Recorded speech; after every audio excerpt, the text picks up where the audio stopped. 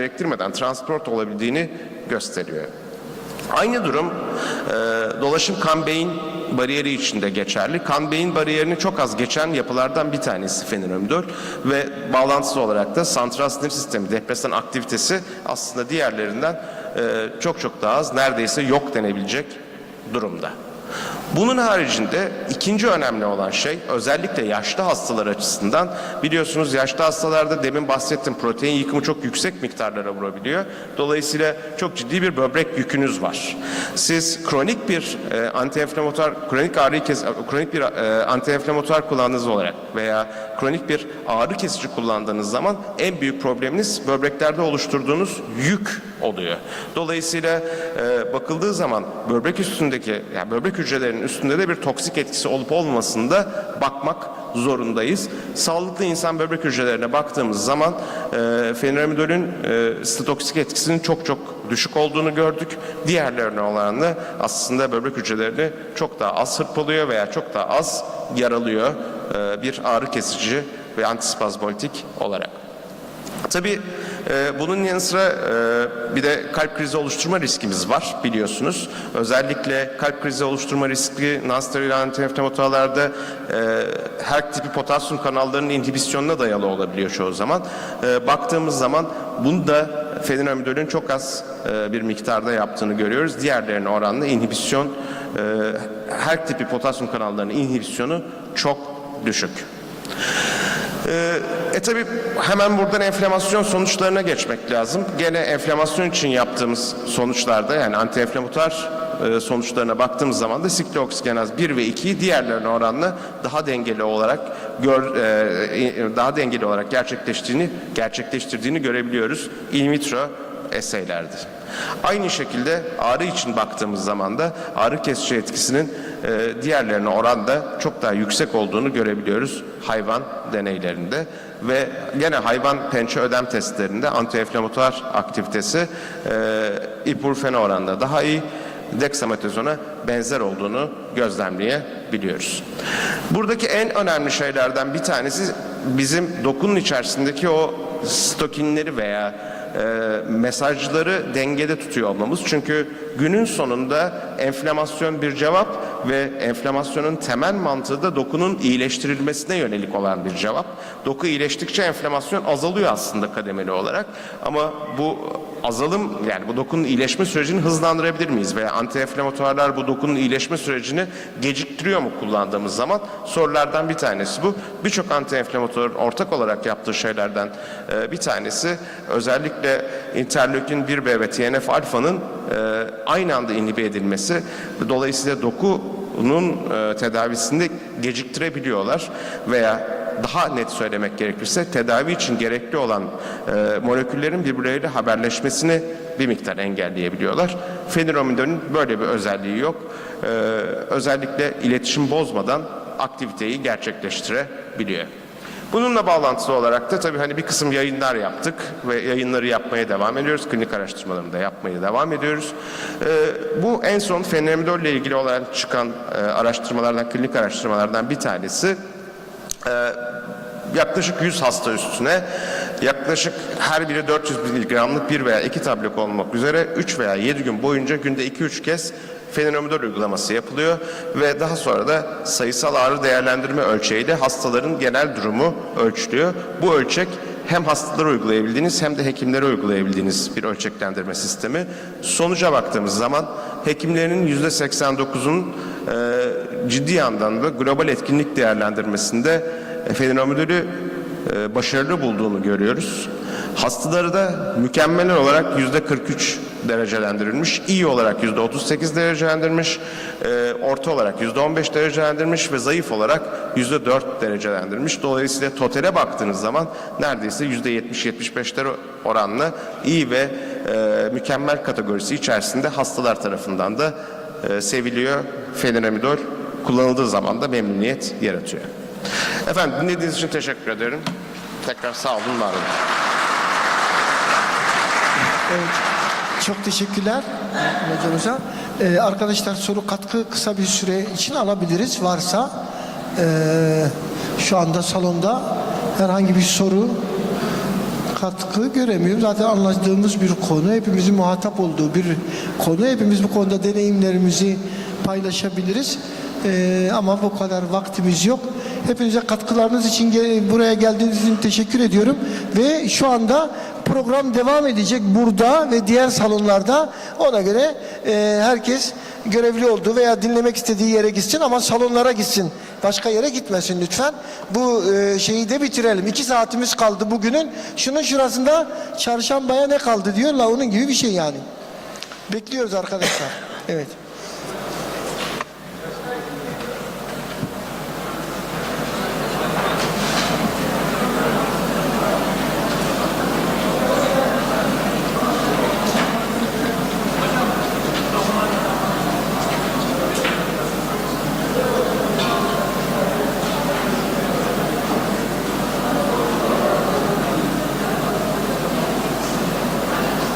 Globulins also decreases. I don't want to go into the deeper in depth into the immunological aspects of the immunosenescence, but to categorize, we can summarize the issue in that context.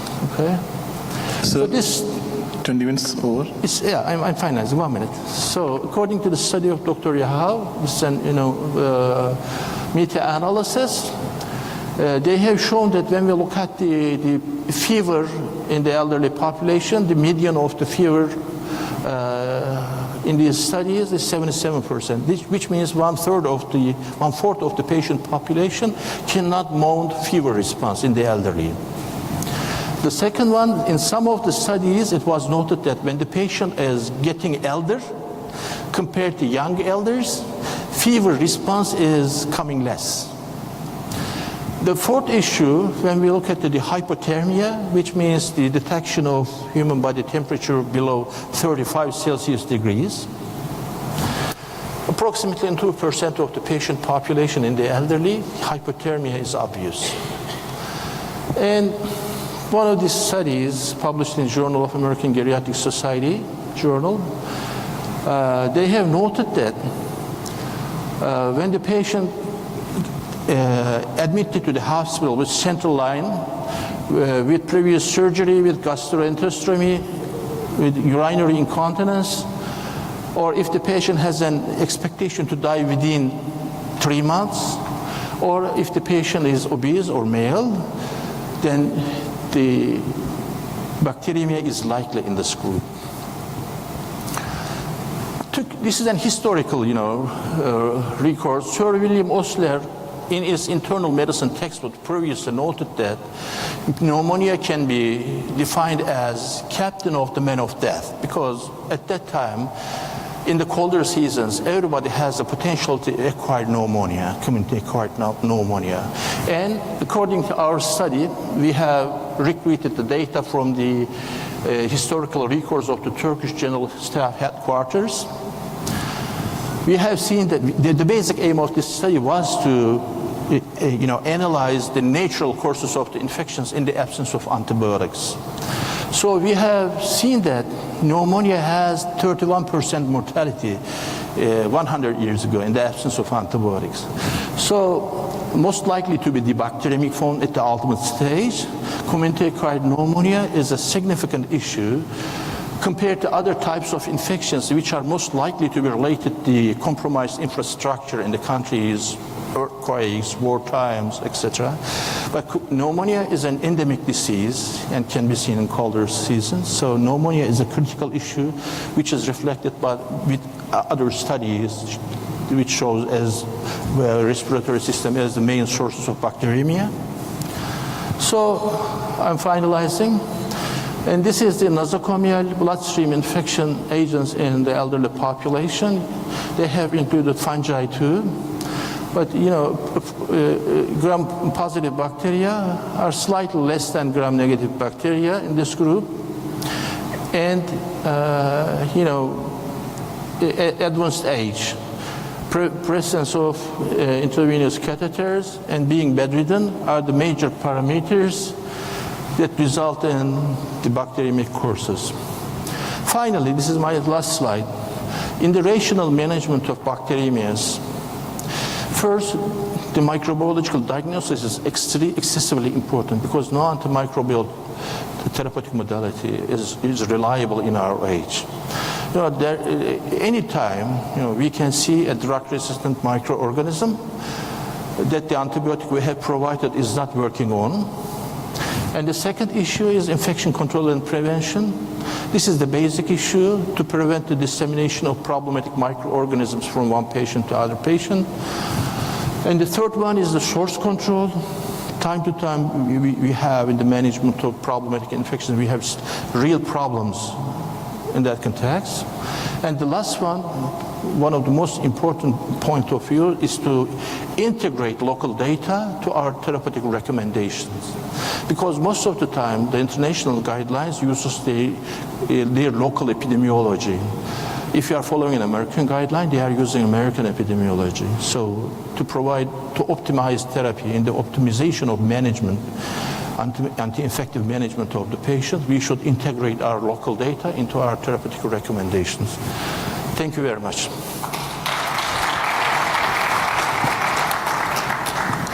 So that was an excellent presentation. I think we'll take the questions in the open session. We'd like to go for the next speaker. That's Dr. Mohammed Hanif. He'll be speaking on geriatric emergencies and its unique challenges in an ED.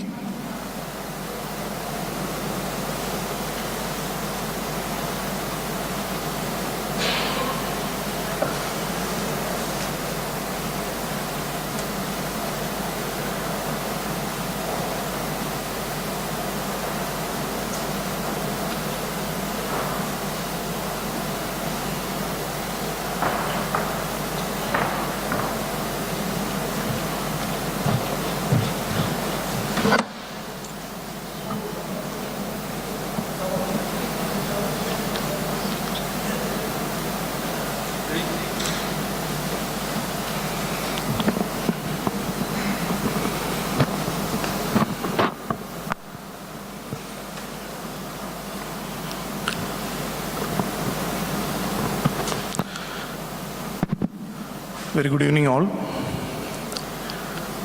So now we are at the session where we'll be discussing about geriatric emergencies. So geriatric emergency and its unique challenges is what we'll be discussing today.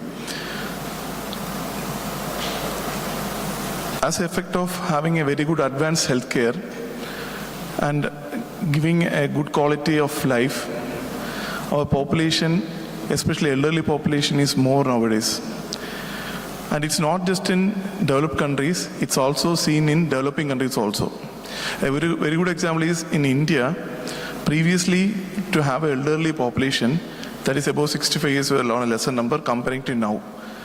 When we look at the data in India, if you can see that there's an increase in more than 10% of geriatric population in last 2 decades. This all showcases the importance of having an exclusive care for geriatric age group. You'd be wondering, what is special in a geriatric than an adult?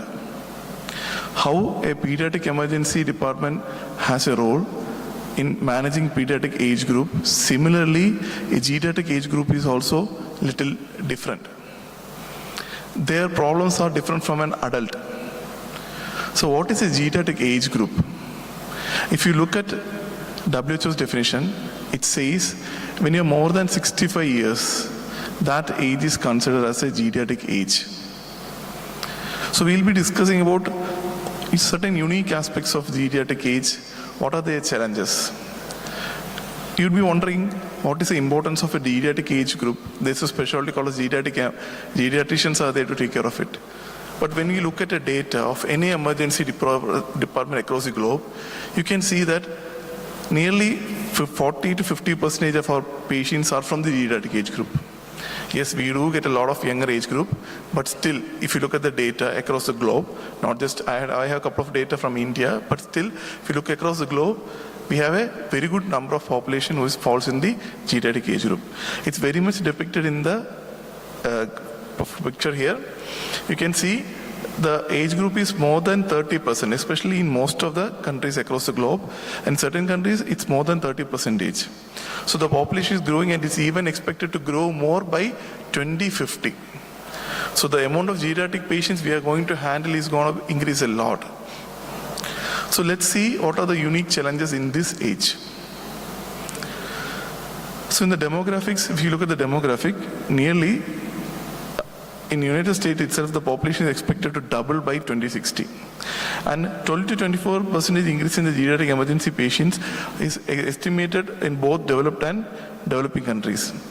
And an aging population has significant implication for healthcare, particularly emergency medicine, because they form a major chunk of emergency department patients. So geriatric patients, on average, a substantial population of ED patients are majorly elderly individuals, which we already told.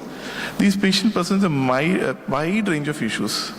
They need specialized care due to their age-related changes and comorbidities. So like how a pediatric age group requires a special area for care, a geriatric age group also requires a special area of care and special policies, protocols, and their unique challenges has to be addressed. So this is a distribution of clinical symptoms or complaints with which the patient comes to an ED in India. So it is based on a study that we can see the most common complaint is highest percentage presenting is 13% with shortness of breath. The most of the patients, elderly patients come to emergency in ED, they presented with shortness of breath. And second highest was angina. And the third highest was having a non-specific chest pain and upper GA bleed. And other major distribution of non-specific complaints. So this non-specific complaints in the elderly population, especially they always have a fear of having some issues, so they come to ED very often, even with certain non-specific symptoms also. All this adds to the burden of emergency physician in order to take care of them. So like how it is very demanding for a pediatric population, geriatric population also at time is very demanding. Their relatives will be there, their kids will be there. They'll be asking a lot of questions what's happened. So I think it's like how now you can relate how in a pediatric population comes, the parents are very much concerned. The same way the geriatric patient comes inside, their relatives also very much concerned about their father, grandfather, XYZ.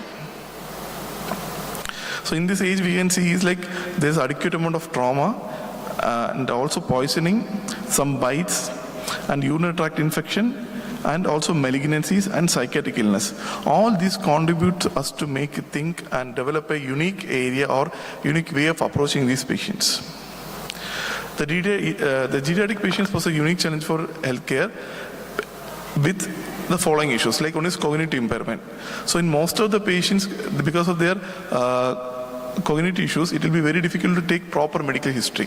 The patient might have come in and unresponsive. You need to ask, because many times they'll be staying alone. It's very difficult to take history and ask what happened to your parents. They said, we found him unresponsive. He was found unresponsive. He's not talking now. He's not moving his leg. What happened? Nobody knows. So that puts us in a very difficult situation to make a diagnosis or evaluation. Communication, especially hearing issues. So when the patient comes inside, that makes you cannot just talk to them like that. So maybe you have to be a little louder. So you don't understand, because you'll be asking questions, they won't be responding back to you. So this puts you in a lot of, all these, you might be a routine thing, it's an adult patient, you'll be asking, you'll be answering, and you'll be giving wrong answers. He might be having some mild delirium. So all this puts us in a lot of difficult situations. So that's why we have to understand this is a special age group where we have to focus on these issues, keep them in mind while approaching these patients. And frailty also very important. Most of the elderly patients, psychology research and response to stresses are very low. So they may get immediately agitated, irritated. So you should be very, compassionate in approaching these patients. So if you come in pediatric also, similarly we do. We try to be very compassionate with the child. We try to understand from the parents what the issues are. So similar way, in geriatric age group also a lot of challenges are there. So a comprehensive clinical assessment is very important in these patients. It's because first of all, we know that because of their cognitive issues, we won't be able to communicate with them properly. Comorbidities and also frailty, it will be difficult to elicit all clinical history exactly and get an information what we need specifically for our clinical assessment. So there comes an important tool which we use, is called 4Ms, which is based on mobility, medication, mind, and most matters and goals and values. A geriatric focus history and physical examination is essential for accurate diagnosis and treatment. So here comes a 4M screening tool. First is mentation.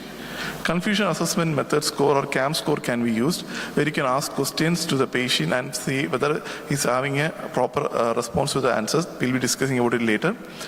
In mobility, ask for mobility, whether there was a fall within the last 3 months. Because many times they will come and tell, my father is not moving his leg from today morning. So you'll be asking what happened. I don't know, nothing, everything was fine. Today morning he is not moving. But there might be history of fall which went unnoticed, or the caretaker was not, experienced enough to appreciate that. Use of walkers, cane or mobility devices, and currently feeling dizzy or faint, currently on any fall precaution, because he has a high risk of fall. Because many times patients have a small trivial falls which translate into fractures or bedridden, and they come to us. So if any fall precaution is advised, it means that he has already in a risk, patient is a risk for getting injury due to fall. And completion of fall risk education, time up and go test has to be done. And if there is answer to any of these questions, there is an abnormal time up and go test, it means that there is affected the mobility. Then medication. Medication is also very important, because one of the unique challenges of geriatric population is polypharmacy.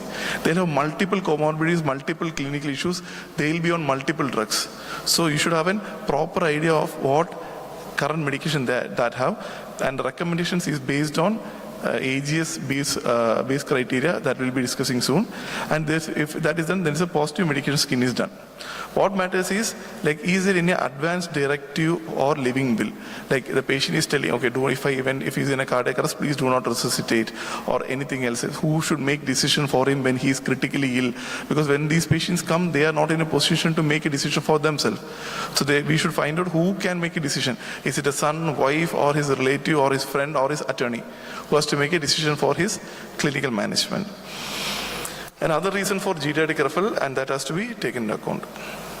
So this is how a geriatric patient's workflow has to be established in ED. The patient arrives, the patient is done triaged by ED nurse, and the ED nurse puts in triage criteria where if it's more than 65 years, emergency severity index 1, 2, 3 or 4, that has to be done. And then the geriatric EM, that 4M assessment is done. And then as per that, the patient is admitted in area, and current workup and diagnostics are done, specific checkups are done, disposition is planned. Our patient is given to a particular supporting system, in a public supporting system, who can take care of the patients even if the patient is discharged from the home. So social workers, all this has to be included. So it's a chain of event which has to be established. So this is a workflow which is being recommended, and what they say is each hospital or each country has their own way of handling their geriatric population. So we can adapt from this and establish a workflow in the system where the geriatric patient is followed up completely. So this is a distribution of geriatric patient in our in EDs in India. When we saw that nearly more than 60 years, in a year we had more than 3,153 male patients, and female patients are 2,246 patients. And we tried them on the basis of ESI. Their level 1 patients were 891, level 2 was 1,583, level 3 was 2,148, and level 4 was 557, and level 5 was 221.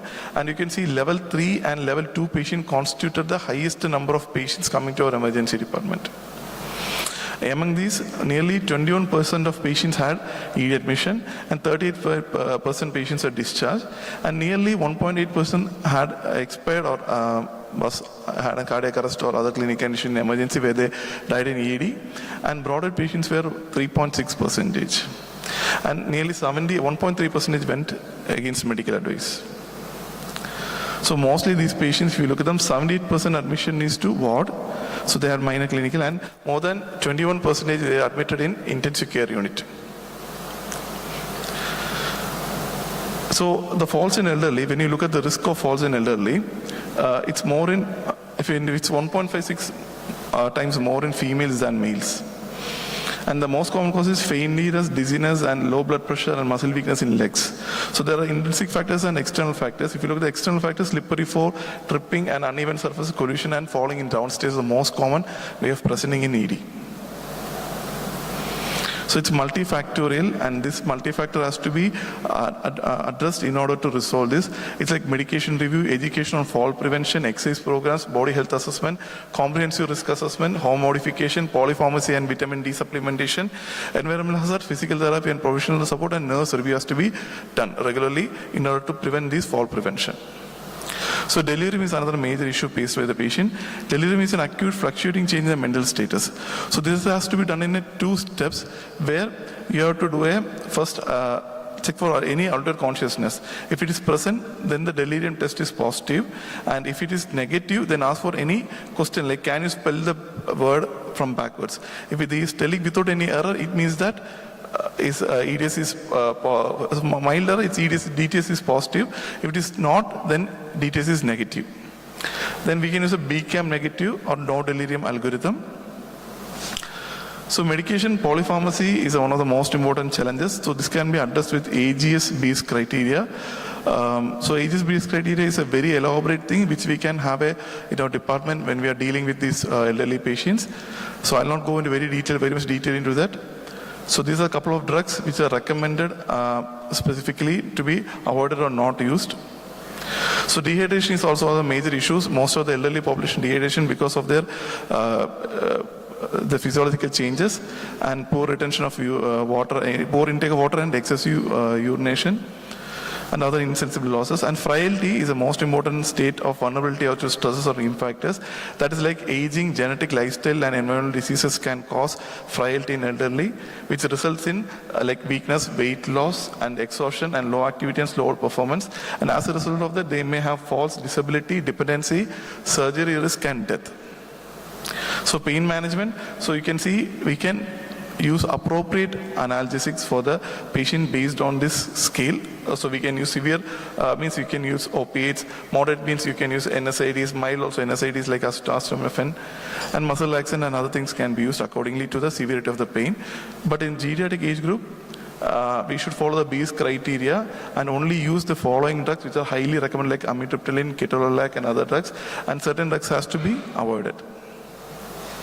Another most important challenge is having pressure ulcers and skin care, which we many times tend to miss because especially these are on the dependent areas like ear, shoulder, elbow, hip and thighs. Whenever a geriatric patient comes, especially from a home setup, is bedridden, please always check for any pressure ulcers or bed sores. So this is geriatric syndrome. Geriatric syndrome is where in the geriatric age group multiple issues come in like pneumonia, diabetes, renal dysfunction, cardiac ischemic cardiac diseases, dementia, depressive disorders. So it's a very complex condition seen in most of the geriatric age group. End of life care. So managing symptoms, patient wishes, spiritual well-being, asking if there is any need for any continuing care. Patient and family has to be counseled adequately. Breaking the bad news is a very important step in ED. If a death happens, emotional support and legal issues like any DNA, DNR or who has to make decision, etc. And after that, what has to be done. Geriatric emergency guidelines. So this is how a geriatric emergency system should be set in, and this is based on the GED guidelines by the ASAP. And so this we can take as a model and maybe replicate in many EDs. So most important recommendations is some certain societies is do not prescribe a medication without conducting drug regimen review. That's very important because they are on polypharmacy. Do not assume a diagnosis of dementia in an older